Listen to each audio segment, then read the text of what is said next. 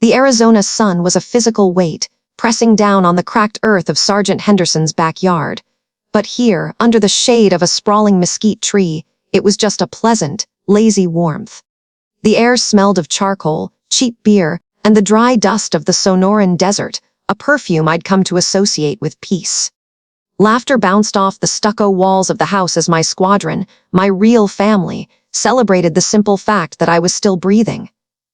My left leg, braced from knee to ankle, was propped up on a cooler. A dull ache throbbed in time with the bass from a portable speaker, a constant reminder of the Syrian anti-aircraft gun that had tried to tear me out of the sky. But even that felt distant.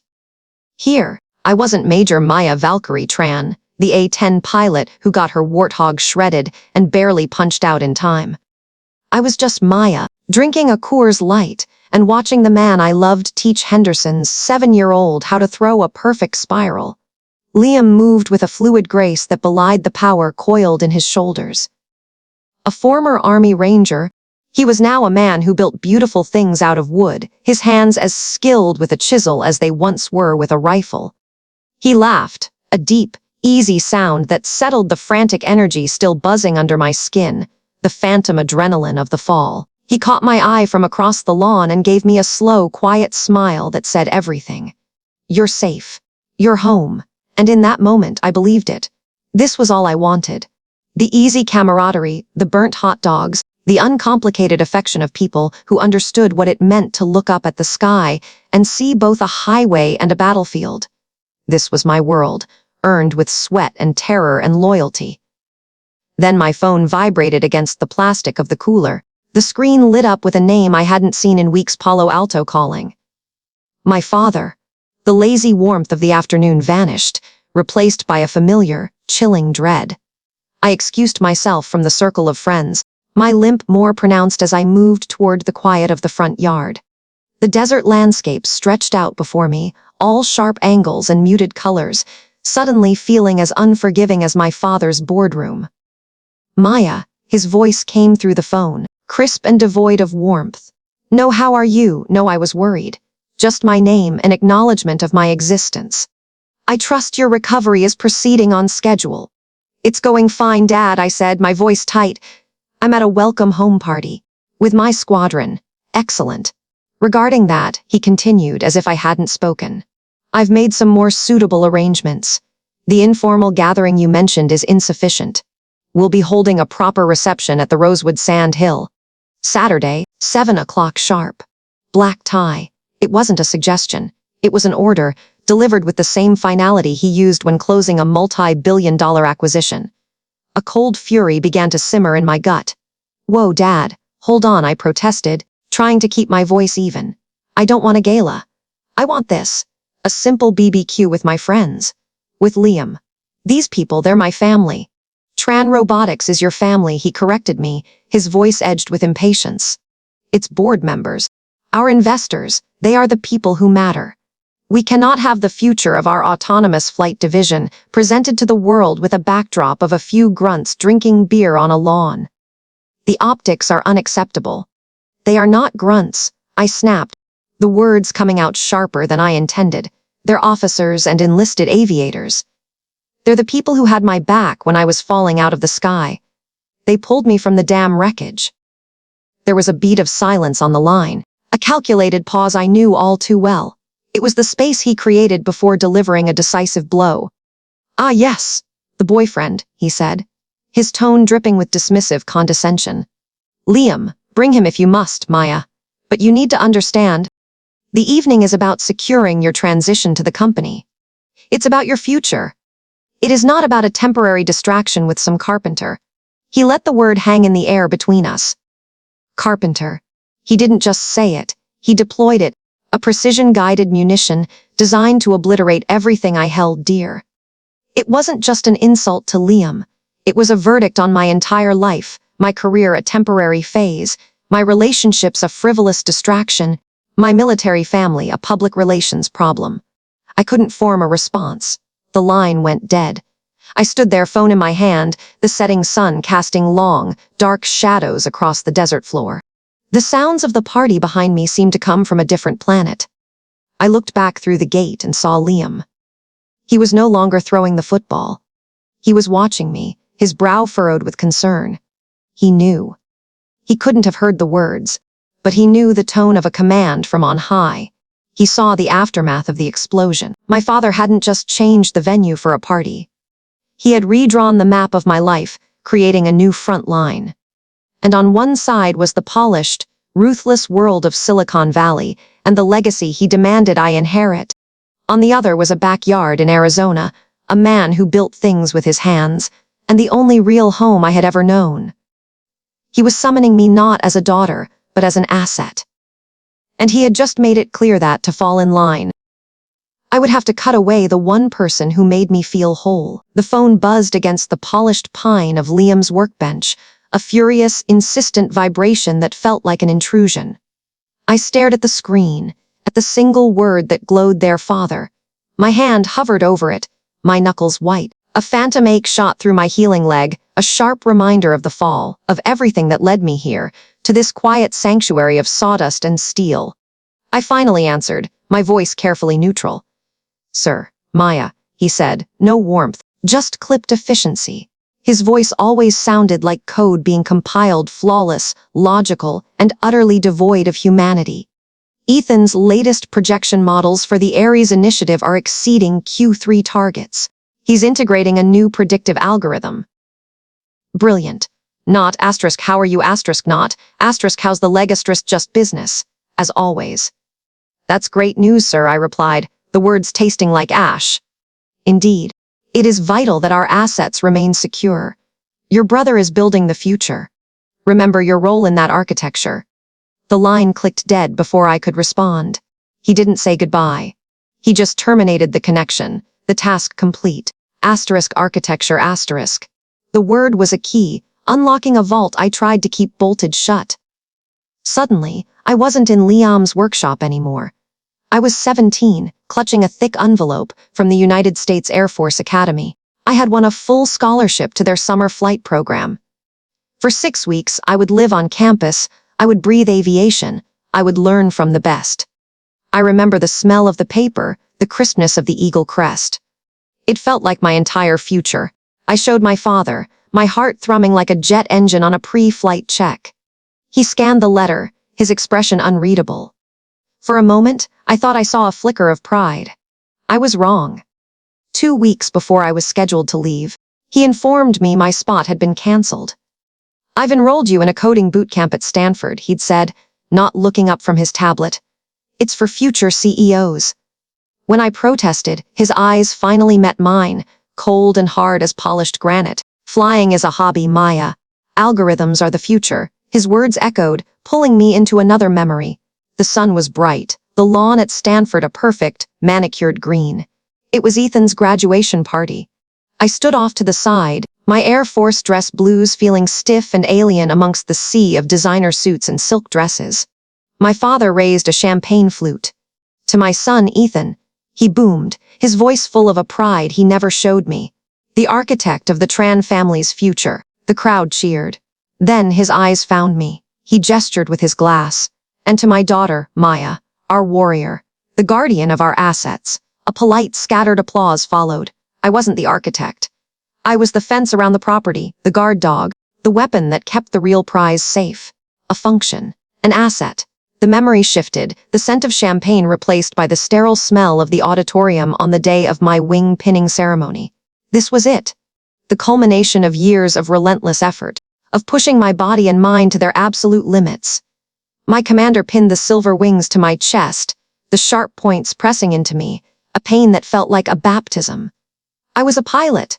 I was part of a brotherhood, a sisterhood, a sky-bound tribe. I had earned this. It was mine. That night, I saw my father's congratulations. It was a press release, emailed to the entire company. The headline read, asterisk Tran Robotics celebrates our troops, CEO's daughter earns her wings asterisk. Below it was a picture of me, beaming, my new wings gleaming. And right next to it, the Tran Robotics logo. My achievement, my sweat and my scars had been converted into a branding opportunity. Another asset, leveraged for maximum ROI. A sudden noise jolted me back to the present. Liam stood in the doorway, wiping grease from his hands with a rag. He looked from my face to the silent phone on the bench. He didn't ask. He never did. He just walked over, picked up a half-finished wooden bird he was carving, and placed it in my hand. The wood was smooth, warm, and real. It smelled of the forest. It was made by hand, with patience and skill, the complete antithesis of my father's world of sterile code and calculated press releases. Liam represented everything that was tangible and self-made, everything I secretly yearned for. I closed my fingers around the wooden bird, its simple, solid form a small anchor in the storm of memory. My phone buzzed again. Not a call this time, but a text. From my father. It wasn't words. It was just a link. My thumb trembled as I tapped it open. A news article from a major financial journal loaded onto the screen. My breath hitched. The headline was a punch to the gut, stealing all the air from my lungs. Tran Robotics awarded landmark Project Valkyrie defense contract. Ethan Tran appointed to lead Advanced Weapons Division. The sun was barely clearing the manicured hedges of my father's estate when I gave up on sleep. The silence in that house was a pressure against my ears, a sterile void where the familiar, chaotic symphony of base life should have been. There was no distant rumble of engines, no shouted orders, no pre-dawn camaraderie over burnt coffee. There was only the weight of yesterday's dinner, of my father's disappointment and my own simmering rage. I needed an anchor. Something real. In my guest room, my duffel bag lay half unpacked, an olive-drab alien on the plush cream carpet. I knelt and unzipped it. The scent hit me first, a heady mix of jet fuel, sweat, and the unique, dry smell of the desert. It was the perfume of my real life. I pushed aside neatly folded civvies and pulled it out. My flight suit. The Nomex fabric was worn soft in places, stiff in others, a second skin mapped with the memories of 100 sorties. I ran my thumb over the subdued patch on my right shoulder, the snarling boar's head of the 74th Fighter Squadron. On my left chest, above the leather name tag stamped with Valkyrie, was the A-10 Thunderbolt Jaidu patch. My hog, I stripped off the silk pajamas that felt like a costume and stepped into the suit. The ritual was automatic, a piece of muscle memory that bypassed the turmoil in my head. Zip up the legs. The torso. Cinch the waist. The familiar weight settled on my shoulders, a comforting pressure.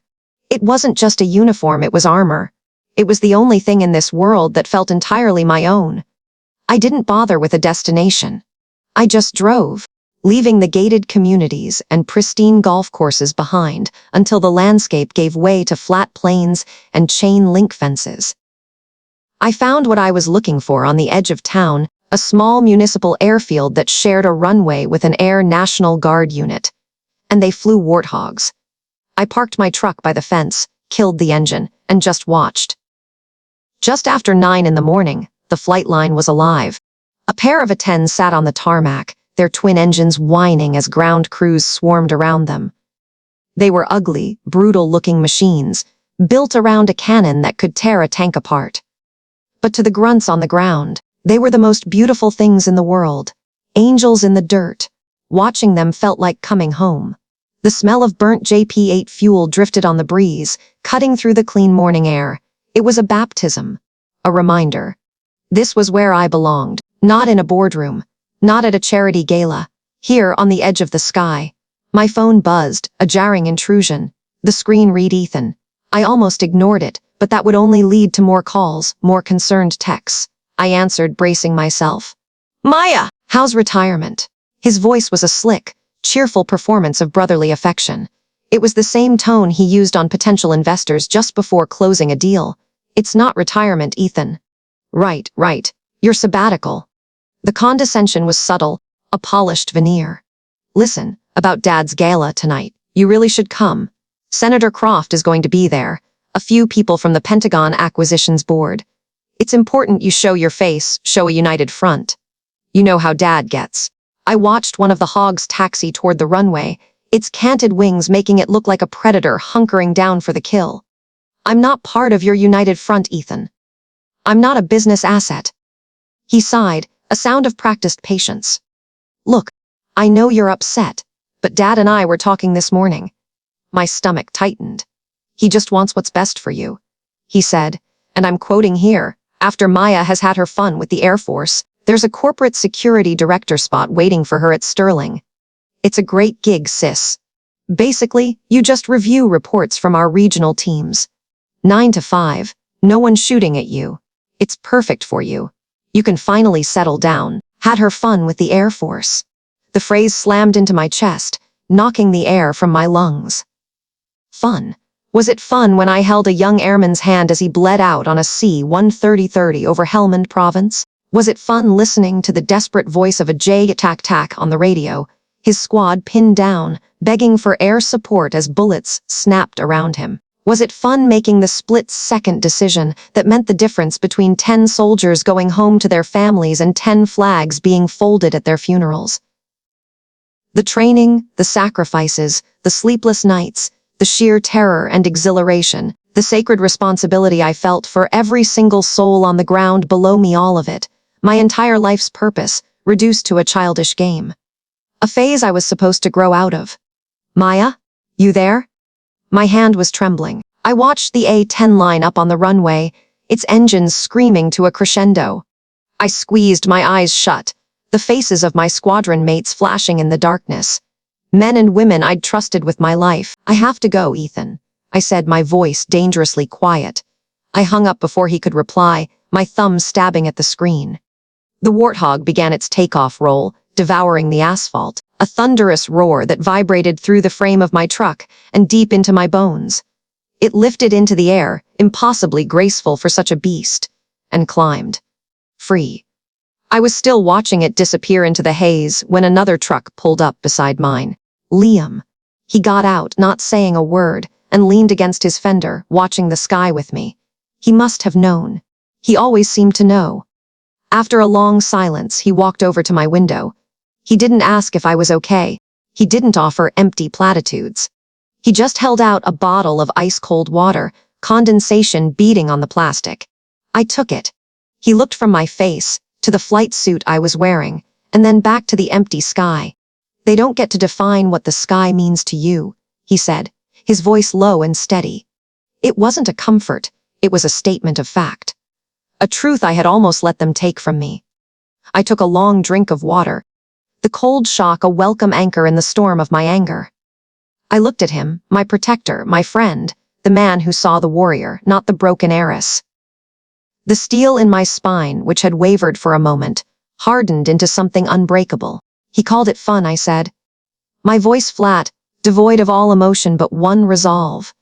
I capped the bottle and met his gaze, my eyes as hard as the titanium armor around my cockpit. Fun's over, Liam. It's time to go to work. The invitation sat on my kitchen counter, a rectangle of thick, cream-colored cardstock mocking me. General Miller's annual officers' gala. My father's name was embossed in gold script. It felt less like an invitation and more like a summons, a royal decree I was expected to obey without question. I traced the sharp edge with a finger, the phantom pain in my shoulder flaring in protest.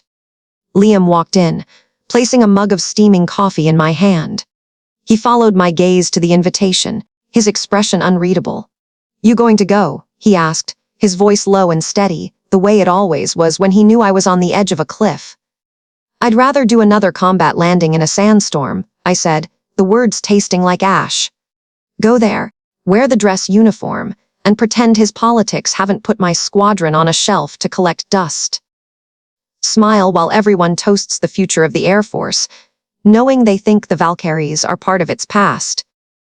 He leaned against the counter, his presence a solid, reassuring weight. So don't go. It was that simple and that terrifying. Defying my father wasn't just a family matter, it was a career risk. But Liam was right. My loyalty wasn't to that gala. It was to my people, the pilots and crew who were scattered, trying to find their footing after a deployment that broke us and a homecoming that ignored us. We should have our own party, I said, the idea taking root and sprouting in an instant. A real welcome home. For us, a slow smile spread across Liam's face. Now you're talking. No dress blues, no polite chatter.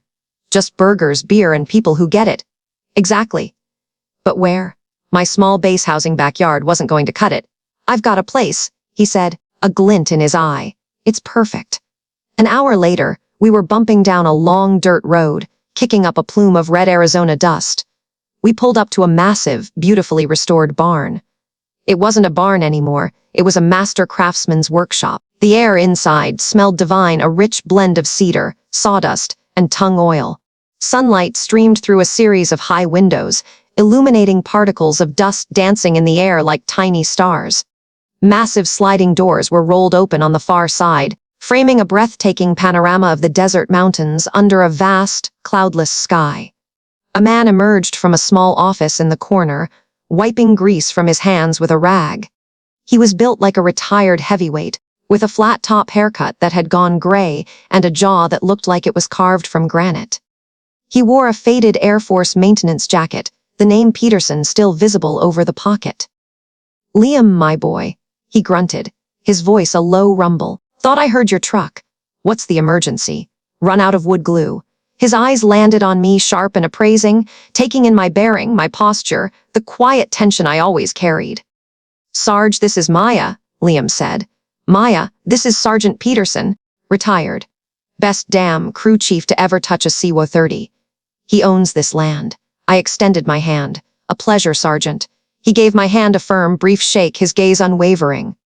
"Major," he said, nodding toward the gold oak leaf insignia on my flight jacket collar that I'd forgotten I was wearing. His eyes were skeptical. "Sarge," I began, trying to choose my words carefully, "we had a proposition for you. My squadron just got back from overseas. We were hoping to rent your workshop for a welcome home BBQ. Just for an evening." Sarge crossed his thick arms, the motion pulling the old jacket tight across his chest. He looked around his workshop, at the gleaming lathes and saws, the half-finished tables and meticulously organized tools. "This ain't a place for fancy officer parties, Major," he said, his tone flat. "I don't want champagne corks taking out my windows or some second lieutenant spilling wine on a piece of live edge maple I've been drying for 2 years. The dismissiveness in his voice snapped something in me. All the pent-up frustration with my father, the brass, the entire polished, political machine, it all came boiling to the surface. The carefully constructed walls of Major Maya Hansen crumbled. "With all due respect, Sergeant, this isn't a fancy officer party," I said, my voice tight but steady. "My father is General Miller. He's hosting his annual gala the same night. He expects me to be there, mingling with congressmen and defense contractors. But my people, the pilots and crew I went to hell and back with, they weren't even invited. They've been sidelined, their contributions minimized, their futures put on hold because our style of fighting wasn't clean enough for the PR department. So no, Sergeant, we won't be drinking champagne. We'll be drinking beer out of a can and remembering the friends we lost. We just need a place to do it together. A place to feel like we still belong to something." The silence that followed was heavy, broken only by the distant hum of the highway. Sarge's hard expression softened, just a fraction. His gaze dropped to Liam's hands, resting on a workbench. He saw the calluses, the network of old scars, the hands of a man who worked, who fixed, who rescued. Then his eyes moved to my chest, to the silver wings pinned above my heart. He held my gaze for a long moment. "In my Air Force, we didn't much care about rank at a BBQ, Major," he said slowly, his voice losing its hard edge. He walked over to a massive oak table covered in a fine layer of sawdust and slapped his hand down, the sound echoing through the cavernous space. "We cared about who had your 6. He looked me right in the eye. "This workshop is yours, no charge, and you tell your people to come hungry. My wife does a smoked brisket that'll make a grown man weep." A genuine smile finally broke through his gruff exterior. A new alliance wasn't just formed, it was forged right there, in the scent of sawdust and honest respect. Relief and gratitude washed over me, so potent it almost buckled my knees. "Sergeant, I thank you." "Don't thank me," he grunted, already turning back to his work. "Just save me a plate." As Liam and I walked back to the truck, the desert air feeling cleaner, the sky brighter, my phone buzzed in my pocket. I pulled it out, expecting a message from one of my pilots. Instead, I saw my father's name on the screen. My stomach tightened into a cold knot. The message was short, stripped of all pleasantries. A command, not a request. I know what you are planning. We need to talk. Before the gala, the silence from my father lasted exactly 72 hours. In military terms, it was a tactical pause, a period for regrouping and reassessing the enemy's defenses after a failed assault. My refusal to attend his gala, my final no, was a fortification he hadn't expected. I knew he wouldn't surrender. Men like him don't know the meaning of the word. They just change their angle of attack. The call came a little after dawn on the third day. I was on the porch, nursing a cup of black coffee, watching the California fog burn off the hills. Liam was in his workshop, the gentle rasp of a hand playing on wood the only sound besides the birds. My phone vibrated against the table. Unknown caller had been replaced by his name. I let it ring 3 times before answering, just to make a point. His voice was a weapon I hadn't prepared for. All the steel and command were gone, replaced by a warm, buttery tone of reconciliation. It was the voice he used for investors, not for me. Maya, he began, the sound so unnervingly gentle it set my teeth on edge. I've been thinking I was wrong. The pressure, the expectations, I mishandled things. Let's start over. A feigned retreat. Classic maneuver. Okay, I said, my voice flat, giving him nothing. I want to do something for you. For both of you, he continued, the practiced sincerity flowing like honey. I want to build you and Liam a home. I almost laughed. A home. As if he knew what one was. We have a home, Dad. No, a real home. A foundation. I found a piece of land in Palo Alto, perfect location. We'll hire the best architects. I'm thinking Kengo Kuma, maybe someone from Snowhetta. Whatever you want. A place for your future, for my grandchildren. The offer hung in the air, obscene in its extravagance. A Kengo Kuma house in Palo Alto was not a gift, it was a corporate acquisition of my life. I felt the familiar ache in my thigh, the ghost of shrapnel reminding me of real-world consequences. What's the catch? I asked. He sighed, a perfectly executed sound of paternal disappointment. No catch, Maya. Just a condition. For Liam's sake. I want to give him stability, a real future. His little company is admirable, but it's a hobby. We'll merge it, bring it in-house as a boutique division of Tran Robotics' new lifestyle brand. He'll have resources, a proper salary, benefits. He'll be set for life. You'll both be set. There it was. The poison pill, coated in sugar. He wasn't building me a home.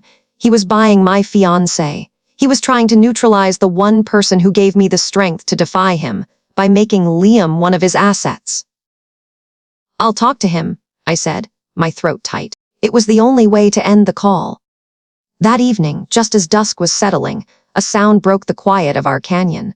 A low, electric hum. A top-of-the-line Tran Robotics delivery drone, sleek and black like a predator, descended into our yard. It hovered silently, its blue optical lights scanning the porch before it gently deposited a polished chrome box. It was a message, a demonstration of power. I can reach you anywhere. Inside was a package from my brother, Koa, a VR headset with the Tran logo embossed on the side. The note was simple, Dad's serious. Check it out. When Liam came in from the workshop, smelling of sawdust and sweat, I just handed him the box. I didn't say a word. He looked at it, then at me, his eyes asking the question I couldn't answer. He slipped the headset on. His body went still, his hands moving in the air as he navigated the virtual world my father had built for us. I watched his face, the muscles under his jaw working, his expression unreadable behind the dark visor. For 10 minutes he walked through a digital ghost. A house of light and glass and impossible cantilevers, furnished with things we would never own, overlooking a view we hadn't earned. My stomach twisted. What if he wanted it? What if the stability, the sheer gravitational pull of that much money, was too much to resist?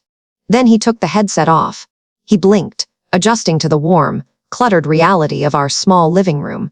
He didn't say anything about the virtual tour. He simply walked back toward his workshop. I followed.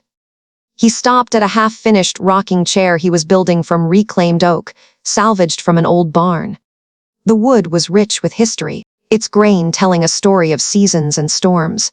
He ran his hand over the smooth, curved armrest, a piece he had spent weeks shaping. His touch was reverent. They're offering a digital house, Maya. he said, his voice quiet but solid as the wood beneath his palm. He tapped the armrest twice. This, he said, looking at me, his eyes clear and unwavering, is a real home. Relief washed over me so intensely. My knees felt weak. He saw it. He saw the cage behind the gilded bars. He chose this. He chose me. I pulled out my phone, my hands steady now. I opened the message thread with my father. My fingers flew across the screen. "Thank you for the offer," I typed. "We're happy building our own home." I paused, my thumb hovering over the send button. Boycotting was a defensive move. Hiding was what he expected. But seeing Liam stand by his craft, by our life, I knew a retreat was no longer an option. A new strategy formed, cold and clear. It was time to advance. I added one more line. "See you at the gala." I hit send. The ballroom was an ocean of black tuxedos and shimmering gowns, and I was a battleship cutting through the waves. My Air Force mess dress, a formal armor of dark blue wool and polished silver, felt both alien and defiantly right. Every medal on my chest was a scar with a story, every ribbon a ghost I carried. To the titans of industry and their polished wives, I was a curiosity, a piece of exotic decor. Their eyes slid over me, a flicker of feigned respect before moving on to someone with a more impressive stock portfolio. Liam stood beside me, a solid, calming presence in a simple, perfectly tailored suit.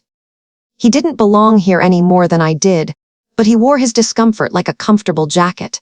His hand rested on the small of my back, a silent signal. "Asterisk, I'm here.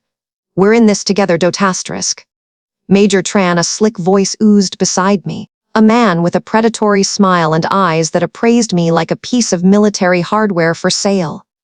"Your father must be so proud, getting you back in one piece."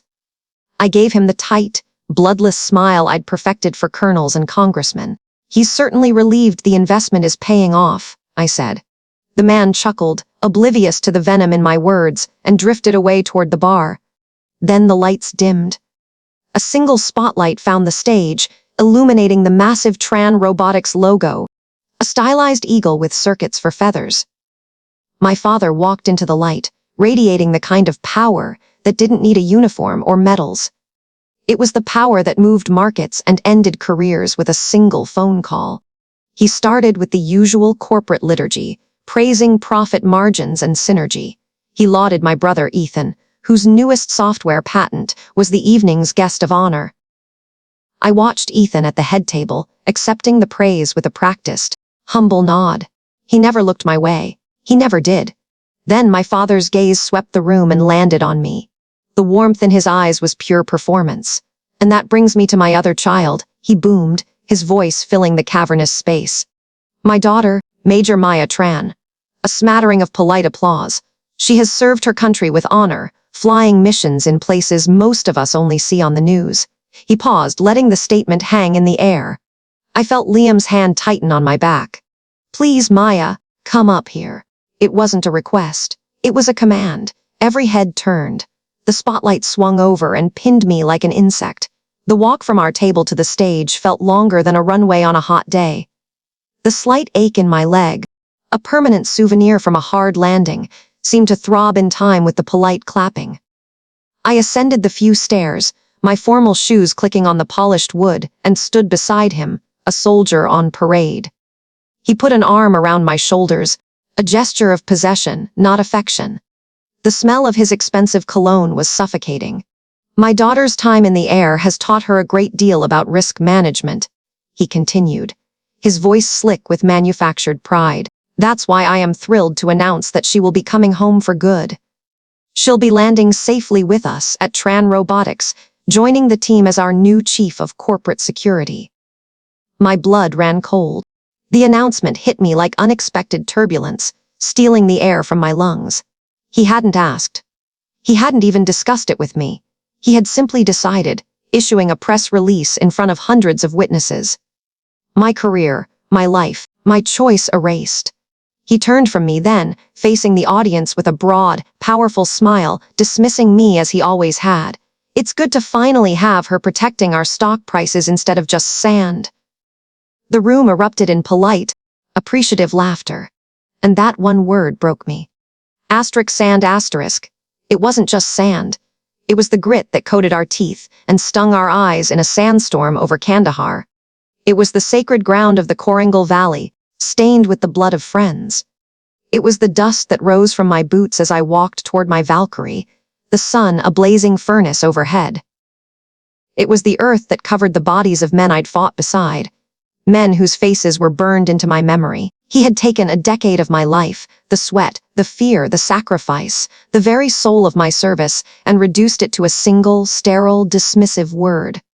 I stood there frozen in the spotlight, the laughter washing over me like acid. My uniform, my armor, suddenly felt like a costume. My father beamed, the architect of my public humiliation. He hadn't just announced my retirement. He had buried my entire identity beneath a dune of corporate ambition. The laughter died the second the heavy oak door of Liam's workshop clicked shut behind us. It had been a brittle, sharp-edged sound, a weapon we'd wielded all the way out of that sterile ballroom and into the cool night air. Now, in the sudden quiet, the rage we'd been suppressing came roaring back to the surface. It was a cold, clean fury, the kind that sharpens your senses and makes the world slow down. The kind I knew from the moments before a mission went hot. I watched Liam pace the length of his workshop. The air smelled of sawdust, machine oil, and something else, the electric tang of an idea about to be born. His tuxedo jacket was gone, his tie loosened, and the sleeves of his white shirt were rolled up to his elbows, revealing forearms corded with muscle. He wasn't the charming craftsman from the gala anymore. This was the man who had built a life from splintered pieces. Just like me, he stopped in front of a massive, cloth-draped object in the center of the room. For a moment, he just stood there, his back to me, his shoulders tight. "They think they can break me, Mia," he said, his voice low and gravelly. "They think because I work with my hands, because I see beauty in what they throw away, that I'm simple, that I'm weak."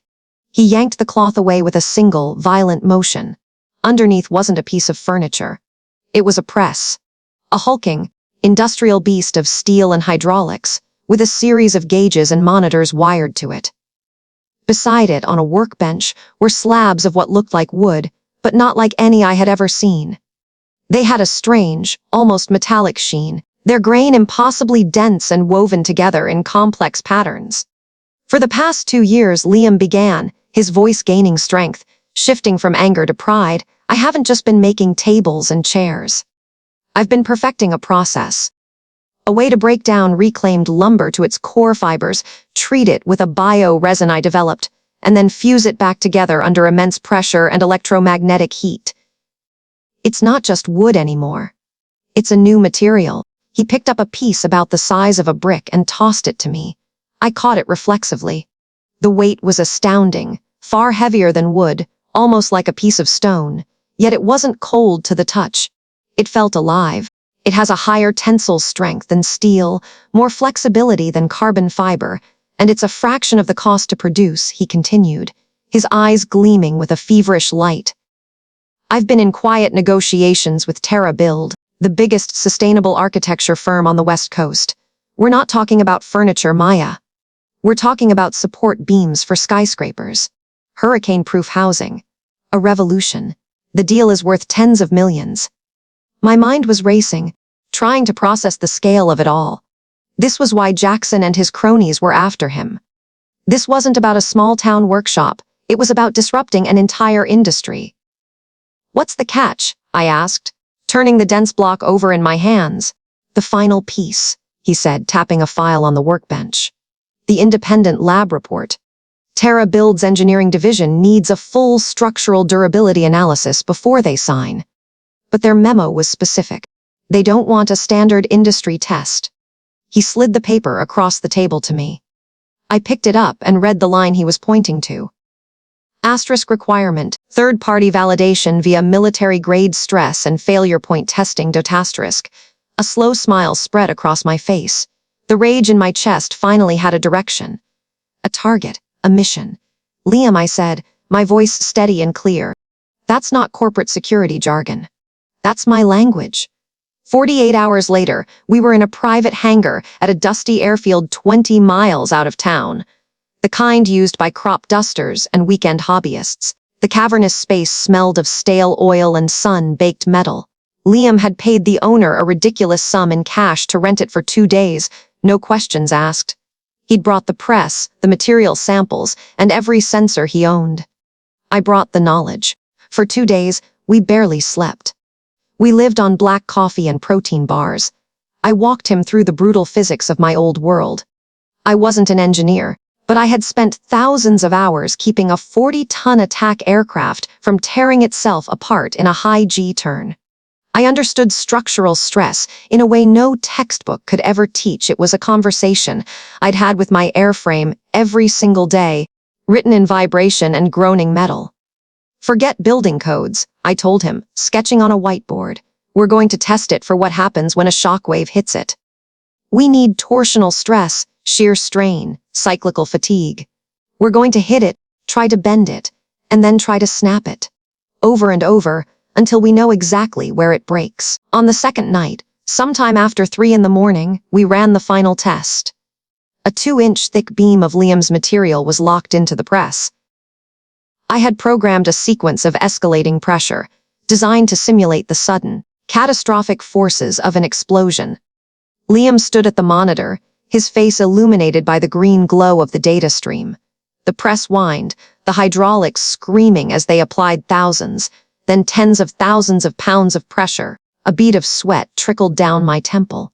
The beam groaned, a low, resonant sound that vibrated through the concrete floor. The numbers on the screen climbed to a level that should have turned steel to scrap. And then, with a final, shuddering sigh from the hydraulics, the test was over.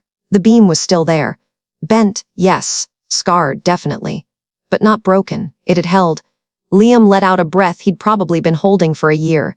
He looked at me, his eyes wide with a mixture of disbelief and pure, unadulterated triumph. We did it, Maya. The data, it's undeniable. I felt a surge of victory, clean and bright. We had our weapon. We had our counteroffensive. I leaned against the workbench, exhausted but wired, scanning the perimeter of the hangar through the grimy windows out of habit. And that's when I saw it. Parked on the dirt access road, nearly a quarter-mile away, was a dark sedan. It was too far to make out the model, but it had no business being there at this hour. Its lights were off. As I watched, a tiny red glow bloomed in the driver's side window, the telltale sign of a cigarette being lit. It flared once, twice, then vanished. They weren't just passing by, they were watching. Liam, I said softly, my voice losing all its warmth. How many people know we're here? Just you, me, and the old man I paid off, he answered, still staring at the screen. Why? I didn't answer. My eyes were locked on the distant car. The victory from a moment ago had evaporated, replaced by the cold, familiar certainty that the enemy already had eyes on us. The real battle hadn't even started yet. The elevator ascended with a silent, frictionless hum, a vertical coffin of smoked glass and brushed steel. Each floor we passed was a layer of a life I no longer wanted. Liam stood beside me, his presence a solid, grounding weight. He wore a simple, dark blazer over a plain shirt, his version of a suit of armor for this particular kill box. He looked as out of place as a redwood in a server farm, and just as unshakable.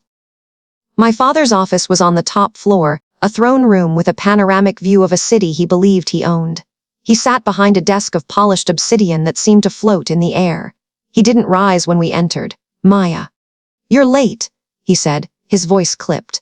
His eyes flickered to Liam, a dismissive glance that took in the man's calloused hands and wrote him off in a nanosecond. And you brought your Carpenter. Liam is here because this concerns him, I said, my voice steady. We took the seats opposite him. The leather was cold against my skin. Very well, he sighed, steepling his fingers. Let's discuss your future, Maya. The role of chief of security is waiting. It's time to come home to protect the family legacy. This company, this digital empire, it's what will endure. It's tangible power in a world of fleeting ideas. He launched into his speech, the one I'd heard 1,000 times. A sermon on stock prices, market penetration, and quarterly earnings reports. He spoke of legacy as if it were a number on a screen, a line on a graph forever trending upward. I let him talk, let him build his own cage of words. I felt the familiar dull ache in my leg, a phantom of the shrapnel, A reminder of a legacy written in blood and bone, not code. When he paused for a dramatic breath, I reached into my purse, my movements slow and deliberate. I placed my phone on the polished black desk, right between us. I tapped the screen. The sterile silence of the office was shattered by a new voice, warm, confident, and broadcast lived to thousands. A man in a sharp suit stood on a stage, the Terra Build logo blazing behind him. Today marks a paradigm shift for Terra Build, the CEO announced, his voice filling the room. We are moving beyond simple construction and into the world of sustainable, legacy materials. And we are not doing it alone. It is my distinct honor to announce a multi-year, exclusive partnership with a company that embodies the soul of American craftsmanship artisan reclaimed. My father's face, which had been a mask of condescending patience, began to crack. He stared at the phone. On the screen, a picture of Liam flashed up, standing in his workshop, surrounded by the beautiful, storied wood he'd saved. The Terra Build CEO continued, talking about heritage, sustainability, and tangible assets in a digital age, using my father's own buzzwords against him. Just then, my father's own phone buzzed violently against the desk, a series of notifications, one after the other, the official press release, market alerts, news headlines. He swiped it open. I watched his eyes scan the text, saw the moment he processed the valuation of the deal, the numbers that made Liam, overnight, a significant player in a world built on things you could touch and feel. A world my father had dismissed as quaint, irrelevant. He looked from his phone to Liam, then to me. The mask was gone. For the first time, I saw not a titan of industry, but a man who had just realized the map he'd been using was for a world that no longer existed. He had built an empire of ghosts in the machine, and the carpenter he'd scorned was building the future out of solid wood. "Get out," he whispered, the words barely audible. There was no rage, only the hollow sound of defeat. We didn't need to be told twice. As the elevator doors closed, I finally allowed myself to breathe. The party at Sarge's warehouse that night was a victory of noise and smoke and truth. The smell of barbecue and cheap beer replaced the sterile air of the C-suite. Laughter echoed off the corrugated metal walls. Sarge, with a grin that split his face, wrapped Liam in a bear hug that lifted him off the ground, roaring about how the grunts were finally taking over. It was a celebration of something real, a tribe forged in fire and loyalty, not stock options. Months passed. The seasons turned. I received my honorable discharge, a simple piece of paper that closed the most violent and vital chapter of my life. Now, I stand with Liam on a dusty patch of land in Arizona, the sun a fierce, cleansing heat on my face. The sky is a vast, unforgiving blue. In front of us, a foundation has been laid. Piles of reclaimed timber, each piece with a story, wait patiently. This is the prototype, the first house. Its future owner is a Marine sergeant who lost both legs in Kandahar, a man I'd shared a medevac flight with. This is the inaugural project of our new foundation, the one we funded with the first profits from the Terra Build deal. We call it the Valkyrie Initiative. Liam hands me a hammer. Its wooden handle is smooth and worn, shaped by his own hands. Together, we walk to the first wall frame lying on the foundation. I look at the wood, at the land, at the man beside me. I was no longer a shield for a fluctuating stock price. I wasn't defending a digital legacy. Here, under the desert sun, I was finally building one. A real one. One plank, one nail, one veteran at a time.